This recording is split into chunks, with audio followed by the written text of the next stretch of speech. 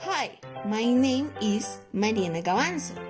Today I am going to show you my recipe called banana pop. The ingredients are a tray, baking paper, 2 yellow bananas, skewer sticks, yogurt, color sprinkles. Procedure: first, we put the decorative paper on a tray.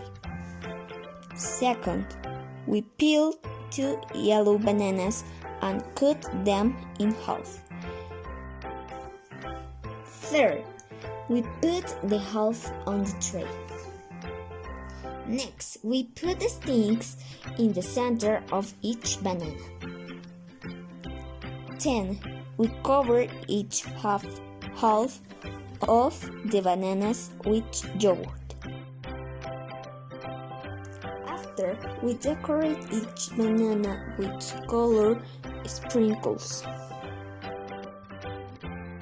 Then, we put the tray in the freezer overnight until the next day.